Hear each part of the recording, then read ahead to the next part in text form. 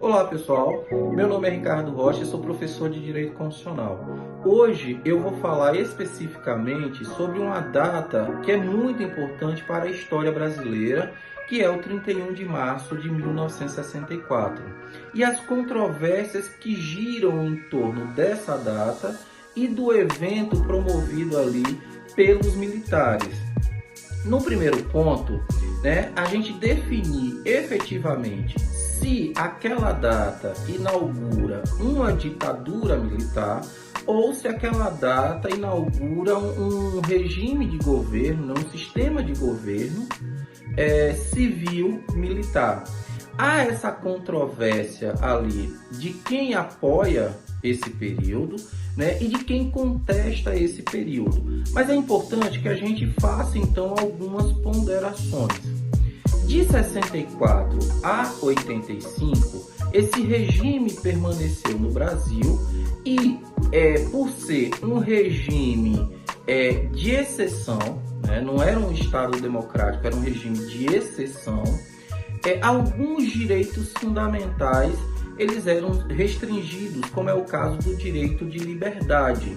A liberdade de ir e vir, a liberdade de manifestação, a liberdade de opinião, liberdade de associação. Então, esse conceito de liberdade, como a gente conhece hoje, nesse período, de 64 a 85, ele foi restringido à população. Por que eu estou chamando a atenção do direito de liberdade especificamente?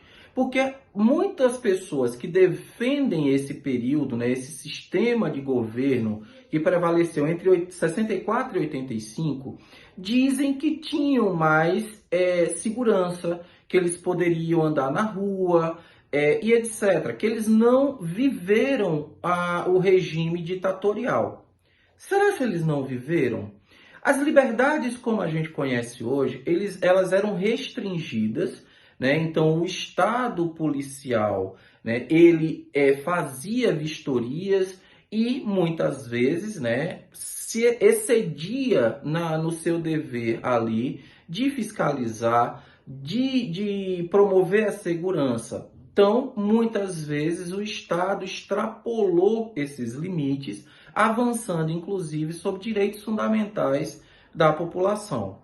E aí, outras pessoas defendem o regime civil-militar, dizendo, efetivamente, que esse regime foi instaurado para evitar uma ameaça comunista. Na verdade, não existia ameaça comunista, não existia ali ameaça às eleições que ocorreriam em 65, O que existia era todo um discurso, uma narrativa de que haveria ali um golpe do proletariado, do comunismo e etc. O que não, os dados históricos não confirmam. Mas também é bom que se diga que esse regime militar, que durou de 64 a 85, ele contou com apoios importantes de segmentos sociais, como a mídia, a própria população, que dizia que era necessário a gente, então, fazer uma revolução civil-militar. Mas por que as pessoas, então, professor, chamam de golpe? Toda vez que você ataca o sistema jurídico, subvertendo o sistema jurídico, contrariando o que o sistema jurídico está afirmando, você vai dizer então que há um golpe, há uma narrativa de golpe contra o sistema. Não é contra uma pessoa ou outra pessoa, mas um golpe sobre o sistema. Então você subverte o sistema. Nesse momento, em 64, há um golpe no sistema vigente, desvirtuando o que o sistema estava dizendo para a adoção desse regime ditatorial. A partir daí, de 64 a 67, é um período de transição, e a partir de 67, há ali um endurecimento do regime com, por exemplo, né, a publicação ali, a adoção dos atos institucionais, e um deles é o mais grave, que foi o ato institucional número 5. Esse ato institucional número 5, ele endurece o sistema, então ele caça mandatos, ele fecha o Congresso, o Estado volta, né, se volta contra a própria sociedade com muito mais rigor. Então, e naquela época, em 67, já não existia, se existisse, né, já não mais resistiria a ideia de um golpe do proletariado ou o avanço do comunismo sobre o Brasil. Então, é por isso que se chama golpe de 64. E aí o regime endurece e se volta contra a sociedade. E aí, nesse momento, né, quem defende esse período diz assim, ah tá, mas você está dizendo que não existia mais né, a problemática do comunismo, mas existiam aqui no Brasil comunistas, né, que atentavam contra o Estado. Essa é uma visão do dono da narrativa, do Estado. Mas imaginem hoje se o Estado começar a se voltar contra vocês, né? Contra nós especificamente. O que acontece? A gente vai resistir. Só que qual é a diferença? Naquele momento, todas as normas eram voltadas para a proteção do Estado. Não havia ali possibilidade de fiscalização, não havia possibilidade de controle do Estado, né? Então o Estado avançava sobre a sociedade. Hoje, se o Estado tenta avançar sobre a sociedade, no nosso Estado democrático, diante do nosso sistema jurídico, a gente tem essa pretensão, tem como resistir essa pretensão, né, acaso o Estado esteja agindo ali em desconformidade com a legislação. Então, a gente tem como resistir utilizando os mecanismos dispostos no próprio sistema jurídico atual, o que não acontecia na época. E teve ali a reação, né, de pessoas que se associaram, lembrem-se, o direito de liberdade de se associar, de pensar, de manifestar pensamento era extremamente cerceada. Então, se você era contra o regime, você era censurado, você era perseguido. Hoje, a gente tem a liberdade de criticar, a gente tem a liberdade de expor nosso pensamento, de se associar, manter-se associado ou não, né? Então, a gente tem essa liberdade. Naquele momento, não. Então, havia uma pretensão resistida. Ok, professor, mas aí houve excessos também, né, por parte ali de guerrilheiros, chamados de guerrilheiros, terroristas. Mas imaginem, né, e aí eu não estou justificando as ações nem de um e nem de outro, né, mas imagina que essa pretensão resistida ali ao avanço do Estado em face da sociedade traria em algum momento uma reação das pessoas. Tudo bem, pode ter sido muitas vezes uma reação violenta, desproporcional, sim, né? Mas aí o Estado não deveria prender e torturar ou matar. O Estado deveria sancionar dentro das normas legais, né? E aí sancionar como a gente faz hoje.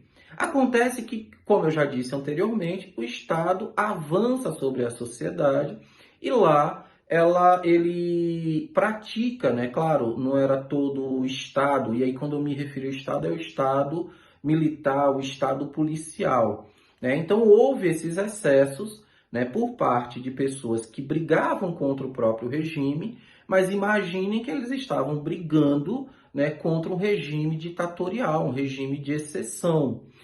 Professor, eu acho que não teve tortura no Brasil, e se teve, né, foi porque as pessoas mereceram. Será que as pessoas mereciam mesmo a tortura?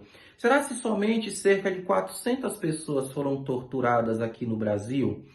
Vale lembrar, pessoal, que eu já disse que num sistema democrático, a pessoa que comete um ilícito, e tem vídeo aqui no meu canal, ela vai ter que responder por esse ilícito dentro de parâmetros objetivos dispostos na lei.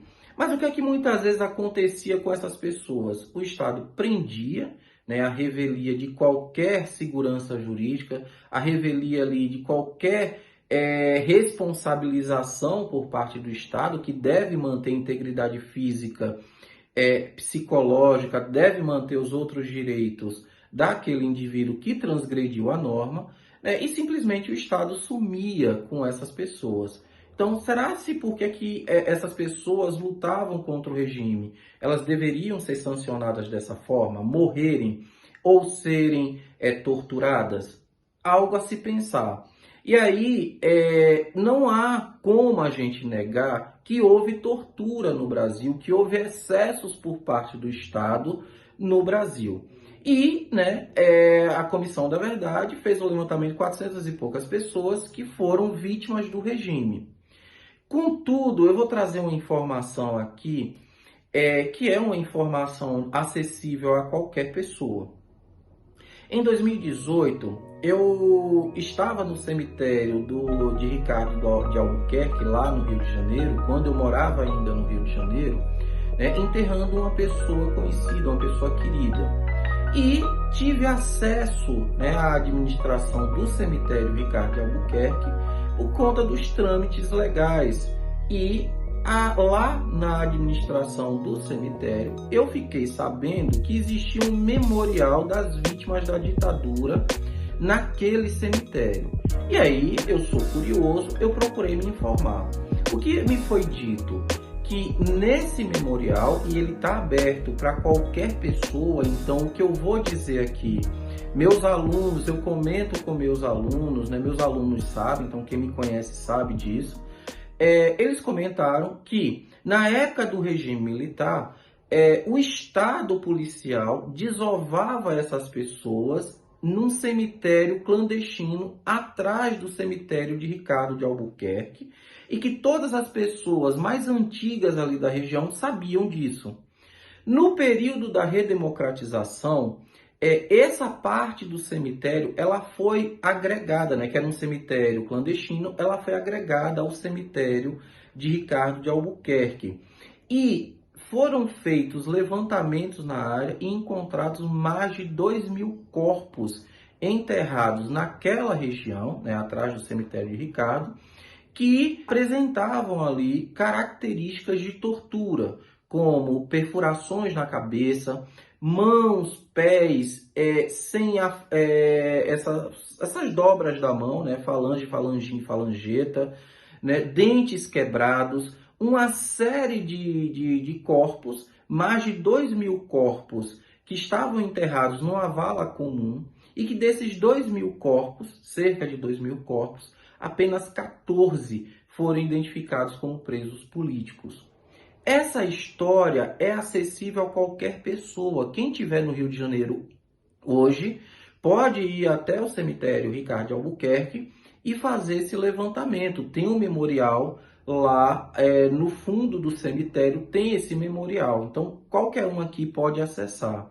Então, como é que a história, né, os fatos históricos demonstram que houve um regime de exceção no país, que havia, assim, um regime autoritário, né, que se voltava contra a sociedade, né, no cerceamento da liberdade de expressão, do cerceamento de liberdade de reunião, manifestação, né, e que ainda atentava contra a vida e, né, a incolumidade das pessoas, então a integridade física. E como é que a gente pode dizer efetivamente que não houve um estado de exceção, que não houve o que a gente chama de ditadura militar, um estado autoritário que se voltava ali contra a sociedade brasileira? Os fatos falam por si. Mas aí uma última pergunta pode ficar no ar. Professor, mas por que há tanta celeuma? Ainda tem gente que diz que era um regime civil-militar. Ah, porque teve eleições, né? Em outros países também tem eleição, e isso não quer dizer que você não viva num estado de exceção, né? Então, são argumentos que quem defende o regime não se sustentam pelos fatos históricos. Mas por que isso? Né? Eu tenho uma opinião sobre isso, e aí é uma opinião muito pessoal. Tudo isso acontece, né, a escravidão sendo o problema do escravizado, né, a questão da tortura, porque o guerrilheiro, como é que diz, o assaltante de banco, né, deu causa, né? Tudo isso é causado, essa narrativa é causada porque a gente não enfrentou e não enfrenta os nossos traumas históricos, como a escravidão, né? Como as ditaduras que vivemos aqui no Brasil. Então, tudo isso corrobora, né? Por exemplo, as pessoas se legitimarem hoje, né? Pessoas que foram eleitas sob o manto da democracia e mesmo assim adotarem discursos fazendo apologia à tortura, né, defendendo um período que deveria ser execrado pelo mal que fez às pessoas, né, ao povo brasileiro, deveria ser execrado e ainda hoje é festejado. Então, são situações que a gente precisa analisar, a gente precisa enfrentar os nossos traumas históricos.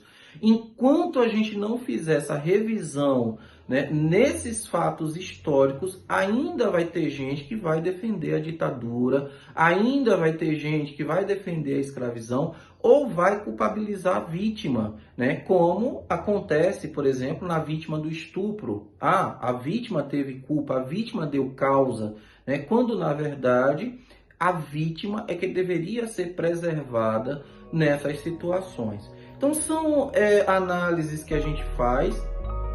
Peço a vocês, né, que analisem sobre esse aspecto, os aspectos trazidos nesse vídeo, para evitar, pessoal, que a gente cometa os mesmos erros. Vou sugerir aqui a leitura de um texto, de um livro chamado Como as Democracias Morrem. Essa leitura, me parece que a gente consegue baixar esse livro, né, na internet, sem pagar nada. Então, Como as Democracias Morrem. Eu tenho insistido, né, que a gente evite golpear a democracia, né, para que ela não morra, né, de dentro para fora.